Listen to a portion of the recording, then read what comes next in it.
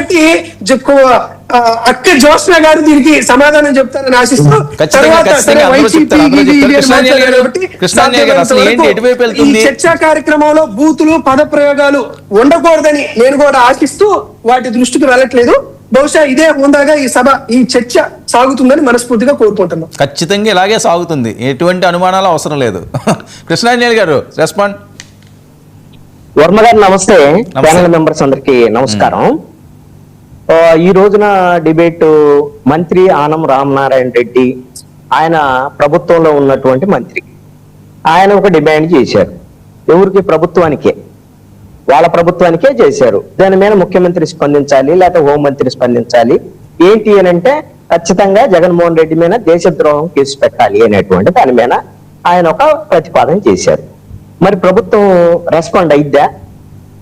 ఆ విధంగా దేశద్రోహం కేసు పెట్టిద్దా అని అంటే, ఈ ప్రభుత్వం తరపున అధికారంలో ఉన్నటువంటి తెలుగుదేశం పార్టీ తరపున జ్యోత్స్న గారు డిబేట్ లోకి వచ్చేసి ఒక ఆల్రెడీ క్లారిఫికేషన్ ఇచ్చేశారు. మీరు ఏమనుకుంటున్నారో, ఆనం రామనారాయణ రెడ్డి గారు, మేము జగన్మోహన్ రెడ్డి మీద రాజద్రోహం కేసులు ఇవన్నీ పెట్టడానికి మా దగ్గర అంత ఖాళీ లేదు, మేము చాలా బిజీగా ఉన్నాము డెవలప్మెంట్ చేసేటువంటి విషయంలో, జగన్మోహన్ రెడ్డి విషయంలో మాత్రం మేము కేసు పెట్టడానికి రెడీగా లేము అని క్లారిఫికేషన్ ఇచ్చేశారు. ఆనం రామనారాయణ రెడ్డి గారి కోరిక నెరవేరడానికి అవకాశం లేదనేది అధికార పార్టీ తరఫున చెప్పేశారు. మరి ఇప్పుడు దేనికి ఖాళీ ఉంది? ఒక యూట్యూబర్ మీద ఉపా చట్టం కింద కేసు పెట్టడానికి ప్రభుత్వానికి చాలా ఖాళీ ఉంది. ఆయన మాట్లాడిందేమో అసభ్య పదజాలం అని మాట్లాడితే, ఆయన మీద ఉపా చట్టం కింద ఉగ్రవాది అని కేసు పెట్టడానికి ఈ ప్రభుత్వానికి ఖాళీ ఉంది. జగన్మోహన్ రెడ్డి మీద కేసు పెట్టడానికి మాత్రం ఖాళీ లేదు. ఇంకోటి కూడా ఏం చెప్పారు? మేము కక్ష సాధింపుకు అస్సలు పాల్పడము అని చెప్పారు. మీరు కక్ష సాధింపుకు పాల్పడేటువంటి విషయం ఎవరు పాల్పడమని చెప్పారు మీకు? మీరు 5 ఏళ్ళు ఏం చెప్పారు జగన్మోహన్ రెడ్డికి సంబంధించినటువంటి విషయంలో? ఆయన అవినీతి చేశాడు, ఆ అవినీతి చేశాడు, ఏ అవినీతి చేశాడు అనేది 5 ఏళ్ళు చెప్పారు. ఓకే, ప్రతిపక్షంలో ఉన్నారు కాబట్టి చెప్పారు. ఇప్పుడు అధికారంలోకి వచ్చిన తర్వాత ఏం చెప్పారు మీరు? మొట్టమొదటి అసెంబ్లీ సమావేశాల్లో ముఖ్యమంత్రి చంద్రబాబు నాయుడు 7 శాఖలకు సంబంధించినటువంటి వైట్ పేపర్స్ రిలీజ్ చేశాడు. ఈ వైట్ పేపర్స్ అన్ని కూడా 7 శాఖల్లో కుంభకోణాలు జరిగినాయి, అవినీతి జరిగింది, అక్రమాలు జరిగాయి, వేల కోట్ల రూపాయలు దోచేశారు. దీని అంతర్గే సెంటర్ పాయింట్ ఎవరు అంటే జగన్మోహన్ రెడ్డి. మరి ఏమైంది ఆ వైట్ పేపర్స్? ఏమైంది ఆ వైట్ పేపర్స్? ఆ కుంభకోణాలు చేసినటువంటి వాళ్ళ సంగతి, జగన్మోహన్ రెడ్డి సంగతి ఏమైంది? మీకు ఖాళీ లేదు, ఆయన మీద కేసు పెట్టడానికి ఖాళీ లేదు. కేవలం ప్రచారం చేసి ఆయన మీద వైట్ పేపర్స్ రిలీజ్ చేసి ఆయన అవినీతి పరుడు అని చెప్పేసి వదిలేసేయాలి. ఆయన మీద కేసు పెట్టడానికి మీకు ఖాళీ లేదు. అదేవిధంగా ఈ 2 ఏళ్లలో వాళ్ళకు అనుకూలంగా ఉండే, ప్రభుత్వానికి అనుకూలంగా ఉండే మీడియాల్లో పుంకాలండి. ముంబై నటి కేసు ఒక వారం 10 రోజుల పాటు, లేదా 15 రోజులు, ఒక నెల అనుకోండి, పుంకాలు జగన్మోహన్ రెడ్డి కేంద్రంగా, జగన్మోహన్ రెడ్డి ఆఫీసులో అది చేశారు, ఇది చేశారు, అసలు మామూలుగా ఉంటుంది, ఇలా ఉంటుంది అనే దాని మీద అండి. పోనీ ఏమన్నా జగన్మోహన్ రెడ్డి మీద దాని మీద కేసు పెట్టారా? అరెస్ట్ చేశారా? లేదు. మళ్ళీ ఇప్పుడు గత ప్రభుత్వ హయాంలో ఎంపీకి సంబంధించినటువంటి వాళ్ళ ఎంపీ, వైసీపీ ఎంపీ రఘురామకృష్ణరాజుకి సంబంధించినటువంటి దాని మీద మళ్ళీ పుంకాలు రాశారు, అది చేశారు, ఇది చేశారు. మరి ఎస్పీ, ఐపీఎస్లు వీళ్ళందరి మీద కేసులు పెట్టారు. దాని మీద కూడా జగన్మోహన్ రెడ్డి మీద కేసులు పెట్టారు. మరి కేసు పెట్టిన వాళ్ళు ఆయన విచారించేటువంటి పరిస్థితి కూడా లేదు, ఎందుకంటే ఖాళీ లేదు, వీళ్ళు అంత బిజీగా ఉన్నారు. వీళ్ళ పరిస్థితి అది. అంటే మీరు కక్ష సాధింపుకు పాల్పడమని ఎవరు చెప్తున్నారు మిమ్మల్ని? ఈ రోజున మీ బాధ్యత ఏంటి? 164 సీట్లు ఇచ్చి 21 ఎంపీ సీట్లు ఇస్తే మీకు గత ప్రభుత్వంలో జరిగినటువంటి అవినీతి, అక్రమాలు ఎవరు? ఈ డబ్బులు ప్రజలకు సంబంధించినటువంటి డబ్బుల్ని దోచుకున్నటువంటి వాళ్ళు గత పాలకులు, వైఎస్ఆర్ కాంగ్రెస్ పార్టీకి సంబంధించినటువంటి వాళ్ళని అరెస్ట్ చేయకుండా మాకు రాజకీయ కక్ష సాధింపు లేదు అని మీరు ఒక స్టేట్మెంట్ ఇచ్చేసి మీరు ఏం చేయాలనుకుంటున్నారు? మీరు చంద్రబాబు నాయుడు ముఖ్యమంత్రిగా ఉన్నాడు, చాలా సందర్భాల్లో చెప్తున్నాడు. ఏం చెప్తున్నాడు? మేము అరెస్ట్ చేయాలంటే జగన్మోహన్ రెడ్డిని నాకు అరగంట పని అని చెప్తున్నాడు. అయ్యా అరగంట పని, కేసులు పెట్టా లేకపోతే కేసులు పెడతా అని మీరు మీడియాకి లీకులు ఇవన్నీ చేయొచ్చా? మరి అరగంట పని అయితే, కానీ నేను కేసులు పెట్టి కక్ష సాధింపుకు పాల్పడను. నువ్వు కేసులు పెట్టి కక్ష సాధింపుకు పాల్పడ, అరగంట పని అంటే నువ్వు ఎందుకు మరి కేసులు పెట్టి నేను ఇది చేయను అని చెప్తున్నావు? ఏంటి నీకు జగన్మోహన్ రెడ్డితో ఉన్న లాలూచి ఏంటి? మీరు ఆ రోజున ఆదానికి సంబంధించినటువంటి దాంట్లో కుంభకోణం వ్యవహారంలో 1,50,000 కోట్ల రూపాయలు ఈ ఒప్పందాల వల్ల ఆంధ్రప్రదేశ్ కి నష్టం జరుగుతుందని ప్రతిపక్షంలో ఉన్నప్పుడు పర్యావరణ ద్వారాగా తెలుగుదేశం పార్టీ హైకోర్టులో వేసి అన్ని చేసినటువంటి వీళ్ళు ఆదానికి సంబంధించినటువంటి ఒప్పందాలను రద్దు చేయలేదు, జగన్మోహన్ రెడ్డి మీద చర్యలు తీసుకోలేదు. అంటే ప్రతిపక్షంలో ఉన్నప్పుడు ఒక మాట, ప్రతిపక్షం లేనప్పుడు ఇంకొక మాట. మీరు జగన్మోహన్ రెడ్డి మీద ఏ చర్యలు తీసుకోవడానికి మీకు ఖాళీ లేదు. రావణ మీద కేసులు పెట్టడానికి, ఉగ్రవాది అని కేసులు పెట్టడానికి, ఒక యూట్యూబర్ మీద కేసులు పెట్టడానికి మీకు బాగా ఖాళీ ఉంది.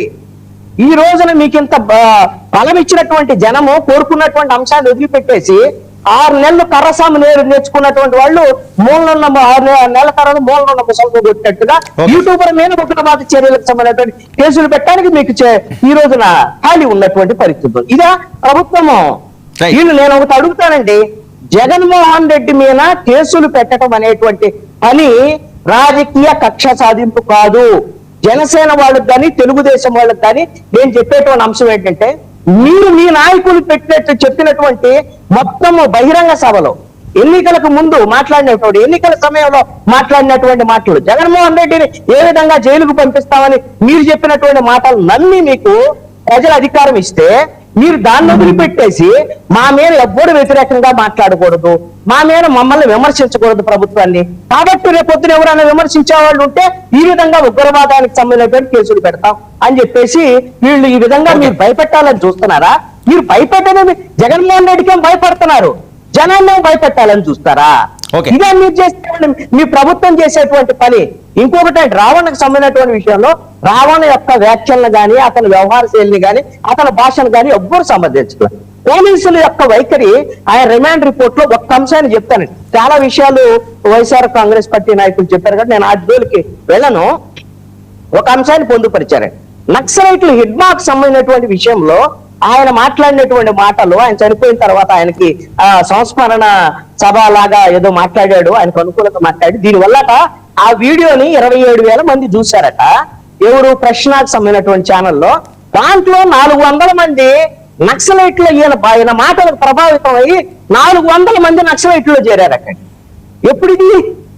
ఇప్పుడు ఇతను చేసింది ఇప్పుడు సంవత్సరం లోపు అవుతుంది కదా హిడ్మా చనిపోయి, దాని తర్వాత 400 మంది చేరారట. ఇది పోలీసులు రిమాండ్ రిపోర్ట్ పోలీసు యొక్క ఆరోపణ. మొన్నే కదండి కేంద్ర మంత్రి అమిత్ షా ప్రకటన చేసింది, భారతదేశంలో నక్సలైట్లు లేరు, మొత్తం అందరిని కూడా క్లీన్ చేసేసాము. ఆ ధనకార్యంలో నక్సలైట్లు లేరంటే 400 మంది ఆంధ్రప్రదేశ్ నుంచి చేరితే 400 మంది ఆంధ్రప్రదేశ్ లో నక్సలైట్లు వెళ్ళిపోతే మరి దీన్ని ఏమనాలి? అసలు వ్యవహారం ఏంటి? దీనికి సంబంధించినటువంటి ఇదేంటి? నేను ఒక్కటి చెప్తానండి, ఎవరైతే రావణ్ మాట్లాడినటువంటి మాటలు అన్ని కూడా అన్ని సందర్భాల్లో పవన్ కళ్యాణ్ మాట్లాడినటువంటి మాటలే.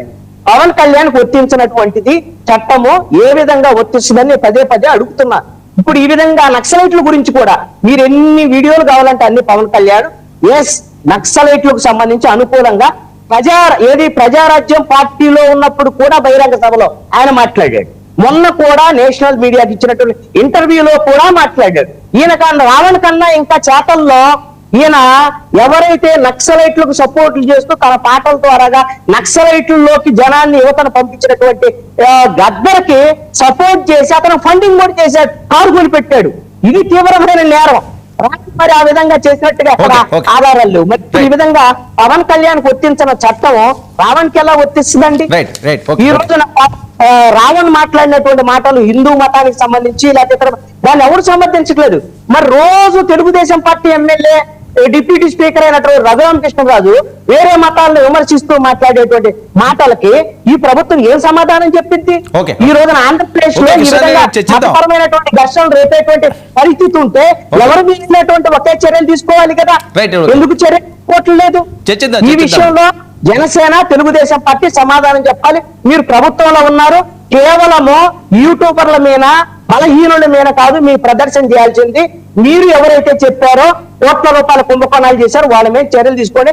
జగన్మోహన్ రెడ్డి, పెద్దిరెడ్డి రామచంద్రారెడ్డి, దూరంపూడి చంద్రశేఖర్ రెడ్డి, ఆవుదామందరాలో కుంభకోణం చేసినటువంటి రోజా, మిమ్మల్ని తిట్టినటువంటి కొడాలి నాని, వీళ్ళ మీద ఏ విధమైనటువంటి చర్యలు లేకుండా ఈ రోజున వెళ్ళి యూట్యూబర్ మీద మీ యొక్క సార్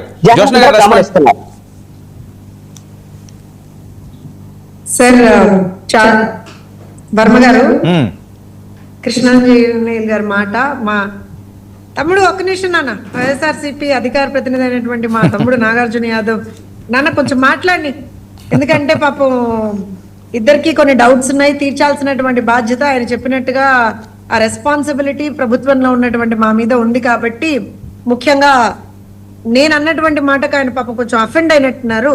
సో డెఫినెట్ గా దానికి ఆన్సర్ చెప్తాను వర్మ గారు. నేను ఆ మాట ఎందుకు మాట్లాడాను, మీ స్టేట్మెంట్ పైన మీ ప్రైమ్ డిబేట్ అనే దాని దగ్గర